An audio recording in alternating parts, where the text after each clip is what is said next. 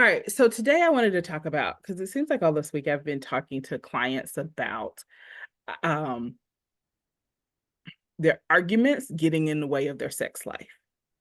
Because if you have an Mm, argument and you guys can't recover from the argument and you aren't talking to each other for 2 weeks, 3 weeks, then yeah, you only have, so if it's 3 weeks, you only have 1 week left to have sex.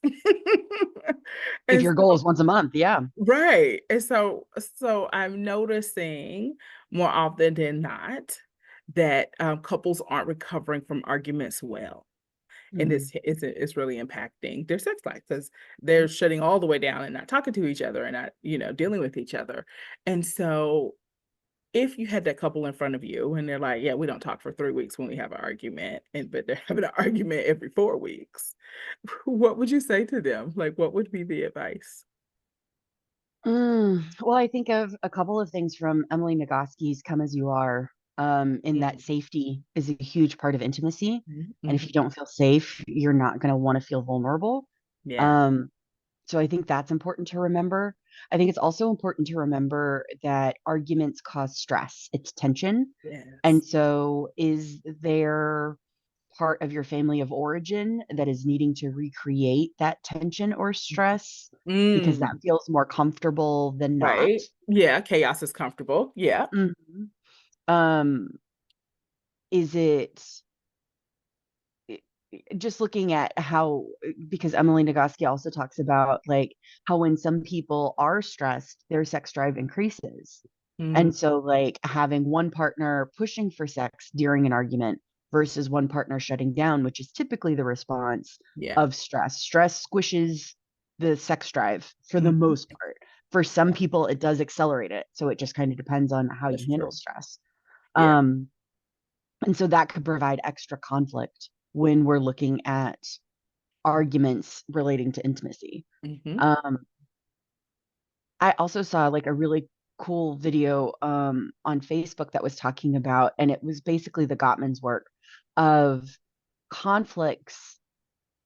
It doesn't matter how you fight or if you fight a lot, it's how you turn towards each other and Hmm. assuming that the other person has your best interest in mind. Hmm. Like being charitable Yeah. when you're like, oh, well, you were late to date night.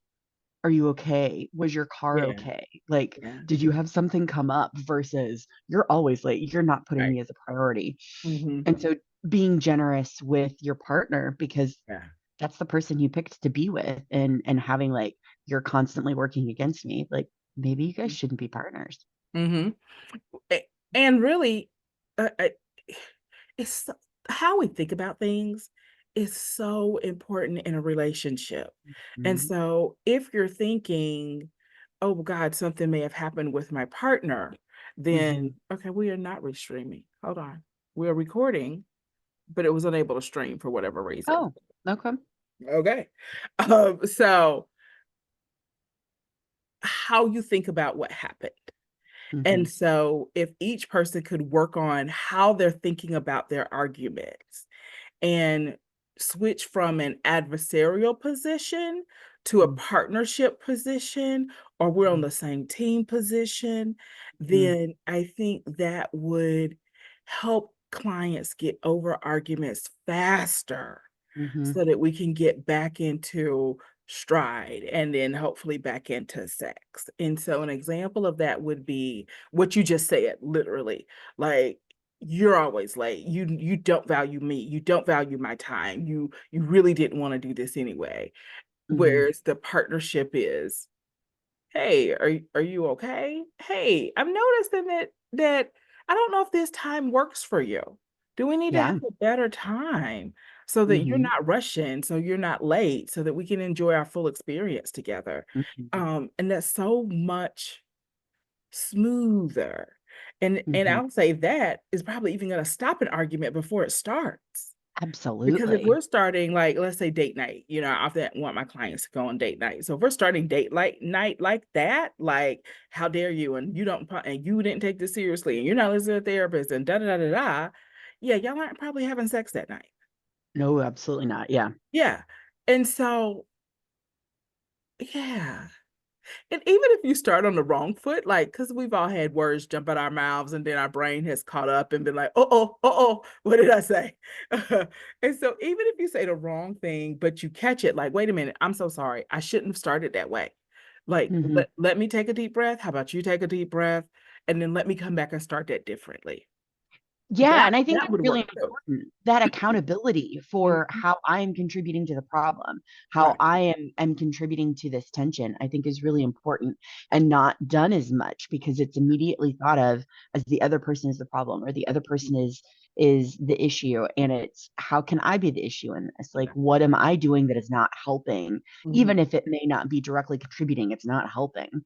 Right. Definitely so. And even if like it was an egregious error on your partner, still using partnership language and we and what's going on is going to make the whole thing go better. The Mhm. whole thing. And so I really want clients to just kind of be aware of that because it's like one of those cases where the client is sitting in front of you saying we're not having sex. And I'm like, do y'all like each other? Like that's let's back up. Yeah. What do you still like about each other? Um, Mhm.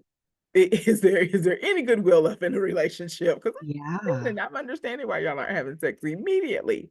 Versus I've had clients who have been fighting in front of me and did such a good job taking care of each other in the argument as Mhm. it was heated, as it was, you know, um, Mhm. really intense. Mhm. I gotta say, I've been amazed to watch it. I almost wanted to like stop. Can I record you guys? Like this is really good. Because it and to see how quickly they can come back down. How you Mhm. can be mad at your partner for doing something or not doing something and still Mhm. compliment them and still be, like, I want to say it, but I don't want it to come out too harsh or like it's Yeah. oh God, it's so amazing to watch. And those Mhm. couples, have better efficacy, are usually happier. Mhm. In therapy, it's easier to get them to having sex faster. And Absolutely. so I would advise any couple, please learn how to, I want to say a couple of things. Please learn how to control your own emotions. But please learn how to self-soothe enough in an argument that Mhm. you can take care of yourself and take care of your partner. Mhm. And if you Well, can't and then take care of your timeouts are partner, really great for that. yeah. Like, being able like, do you start feeling a tenseness in your chest? Is your face getting flushed? Are Mhm. your fists balling up Yeah. without your mindfulness? And so being able to, like, "Ooh, I'm getting hot. Yeah. Let's take a 20-minute timeout. We're gonna Yeah. come back to this. Like, I need to cool down," because Yeah. a lot of the times it's also figuring out what you're fighting for. Like, Oh, say that. Mhm. yeah, Mhm. it's I'm not am I fighting to win? Am I Yeah. fighting to overcome my partner? Like, "Ha ha ha, I have won." Yeah. Like, Yeah. which is not a great feeling in a No, partnership because if it's not. I'm winning, that means my partner's a loser, Yeah. and, like, that doesn't feel good for either side. No. And so figuring out how can we, like, "Hey, I'm not feeling heard," or "I'm not Yeah. feeling seen," or Yeah. "I feel like you're not respecting me." Yeah. Or Mhm. respecting our time or our house Mhm. or whatever.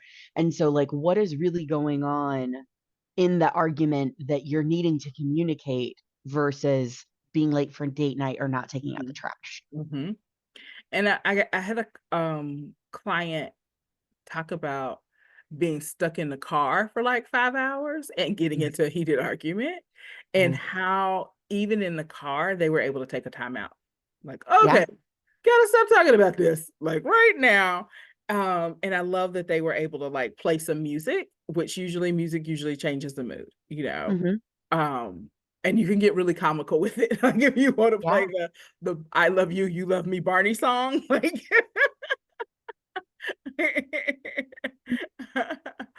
um, or fight for your life. Like what, getting comical with it, but like doing something to bring your emotions down, Mhm. that shifts And a little bit, like yeah. whatever is needed. And I was just so proud of them, just so proud of them to be in a tight space where you like want to run and say, okay, we just got to stop. And how do Well, we? and potentially using that as like, this is a really great time for a bathroom break. So we can Hmm. stretch our legs and get Yep. out of the car and walk and, Yep. have some physical separation as well as emotional Yep. separation. Yep.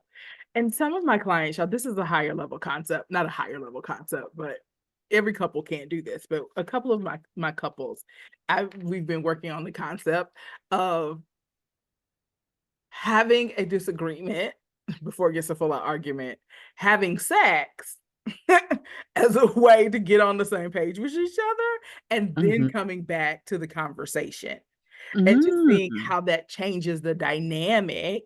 Um, Yeah. because some people will verbalize that, have verbalized that sex makes them feel more connected to their partner, closer to their partner, loved by their partner. It is a process of communication, a way of Hmm. communicating, without words. And Hmm. so when you take a break, like this is getting heated, and I don't know if we're agreeing with each other, and then go do an activity where we are on the same page and we are reading each other's bodies and we're being very intimate, and then coming back, you might find that the conversation feels different and then is different. And so Well, and that's being been really, mindful that, yeah, that's not always achievable for some couples because as soon right. as you get to an argument headspace, it can be really hard to shift that into intimacy. It definitely can. And so I would say, A, I don't want to say higher level concept because that doesn't sound right, but definitely, this is a concept for couples who've already done some work, who know when we're getting heated and when we need to stop before we cross a line, and Hmm. can even bring it back even more and say, okay, yeah, let's do something else. Hmm. And if it's not, let's go have sex together. It could be, let's go get a cup of coffee together. Let's walk around the block Hmm. together. Let's just change our dynamic and flow Hmm. for a little while and then retry the conversation. Hmm. Um, I feel like Gottman had this example of like, let's go pick up the kids from school and come back and try this again. Yeah. And being able to have that flexibility. So, Hmm. um, learning conflict resolution skills. I feel like you could just Google it. You could Google it on Google. Practicing though is a Hmm. practice. Like it is something that you're going to have to do every argument. And Hmm. I'm going to ask that not only you start practicing it kind of every argument, you kind of start keeping score for yourself. So are you improving? And so like, and I'd love if you guys did it as a couple. And so if you could look and say, okay, our average recovery from an argument is 3 weeks. Let's really try to get that down to 2.5. Hmm. Oh, wow, we're at 2.5. Can we get it down to 2 weeks? Yeah. Okay. Hmm. We're at 2 weeks. Can we get it down to a week? Like, Hmm. yay. And just like Yeah. kind of keep working on it. Like, okay, what happened? Why? And then how can we, I could have said that differently, or And see, I think that post-mortem, that autopsy of a conflict is really important yeah. because I think a lot of times people get so wound up in the actual conflict Mm, that bringing up the subject again or touching on it again yeah. feels volatile, feels like a Yeah. landmine versus like, hey, I didn't approach this well because I was really stressed. Yeah. And so like I would really love to be able to kind of dissect this of like, I Mhm. didn't handle this well. I think I got really upset and offended Mhm. and, like, came at you in a particular way. Yeah. Yeah. I love when couples can do that.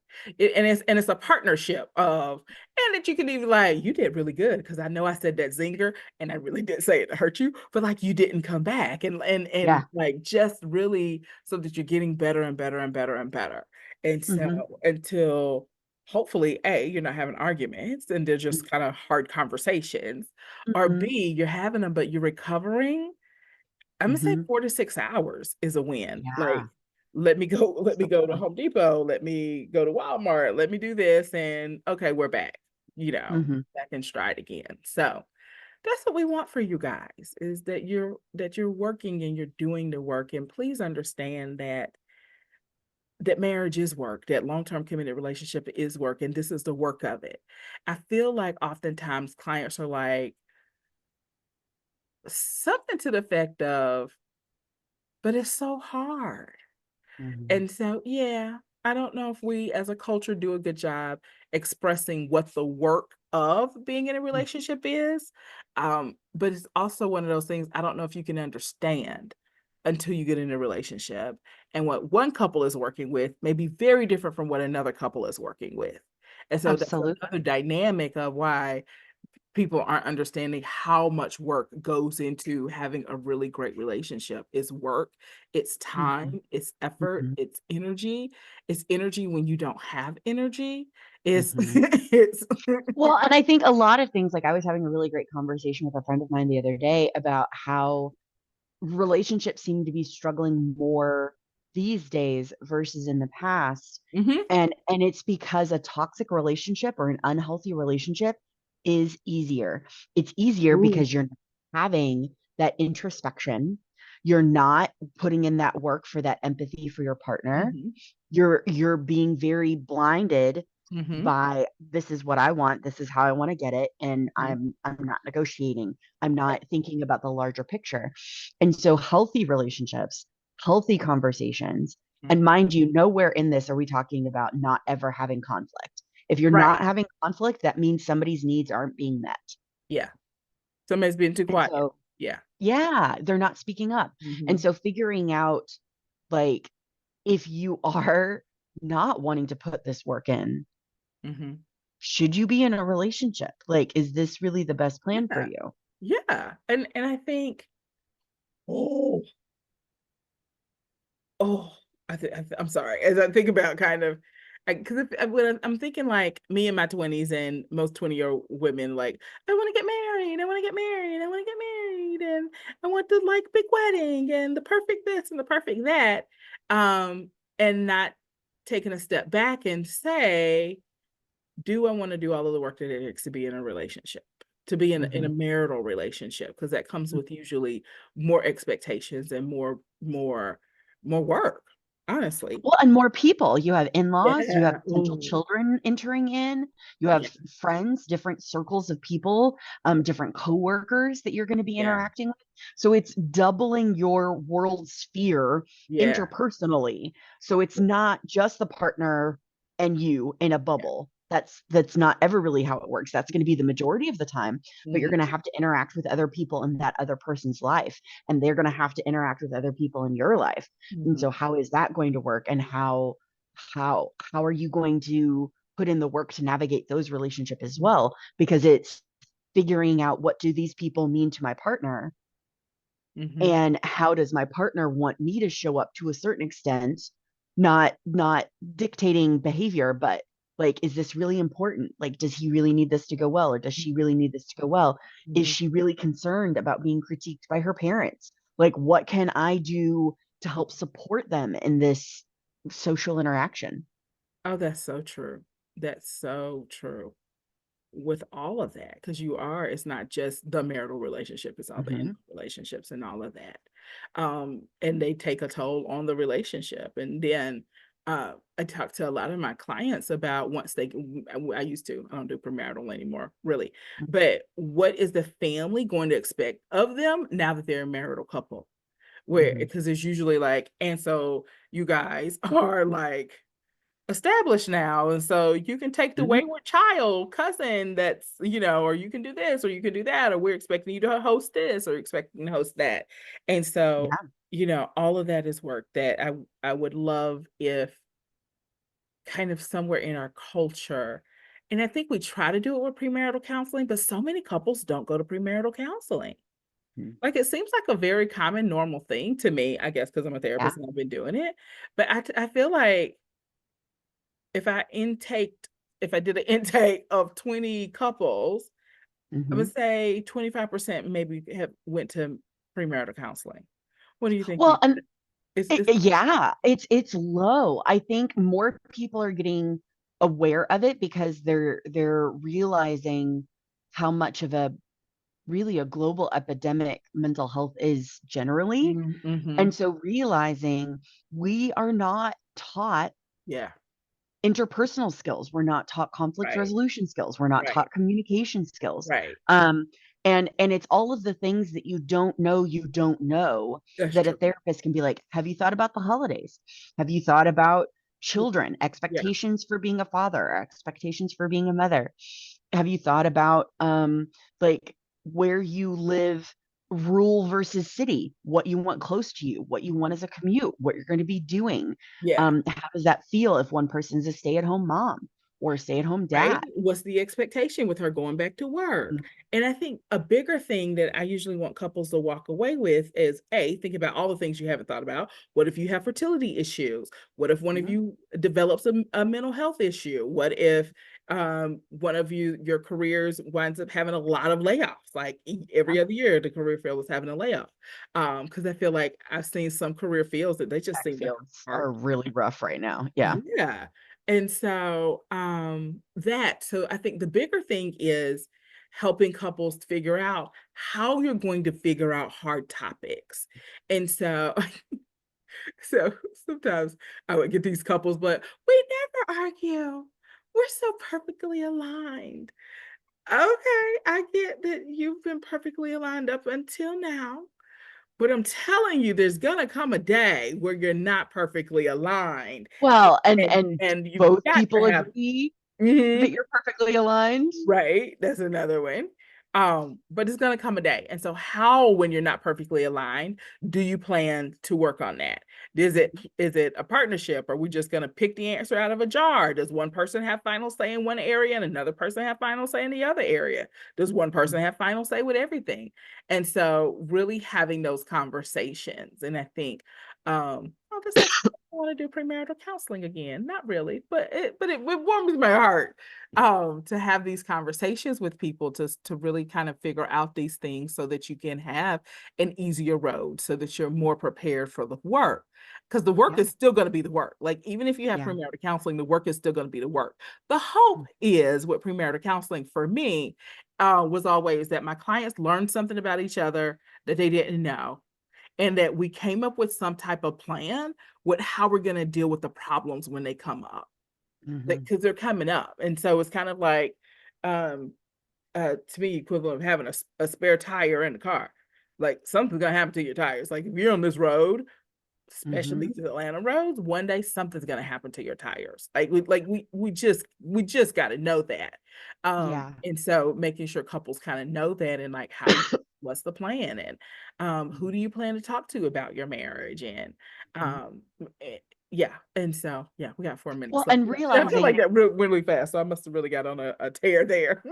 no, you're good. Well, and I think in realizing, because a lot of what we're talking about, we're assuming that you're in a couple. I think one of the things that Mhm. you can do to help prepare for conflict for couples is really working on yourself, Yeah, figuring out what those triggers are. yeah. How does it feel when you get angry? How Mhm. do you resolve conflict with friends or family members or your kids? Like, Yeah, there are a lot of things that you can be working on as a single yeah, person to help work on conflict in yeah, your relationships farther down the road.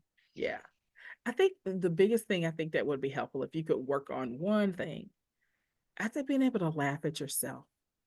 Mm, Like, because we all have had moments, like I said before, where either something has flew out your mouth before your brain caught up to be like, no, no, that's not a good thing to say, mhm, or we've done something out of an insecurity or out of a not I'm saying a not secure place. It's the same thing as insecurity, but of craziness or something. And if you can just laugh at yourself and be like, yeah, I was wrong for that. Like, well, and I think and yeah, overall, approaching interactions with a sense of play, yeah, like that is encouraged in parent-child relationships.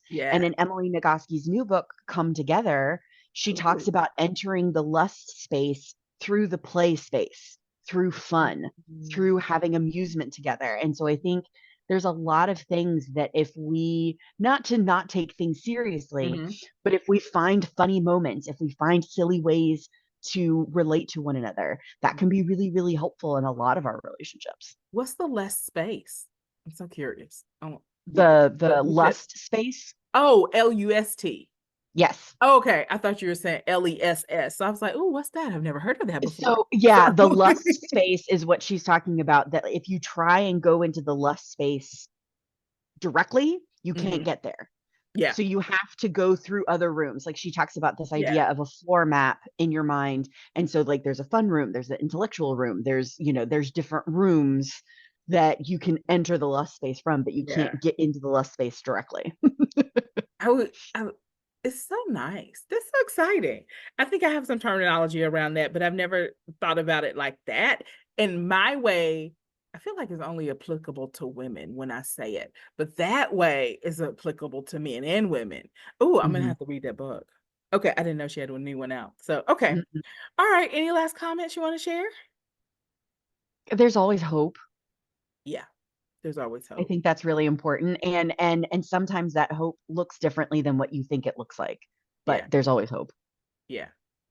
And I think, if I had a last comment is, if you've learned how to read and you've learned how to write, you have Mhm. the ability to learn.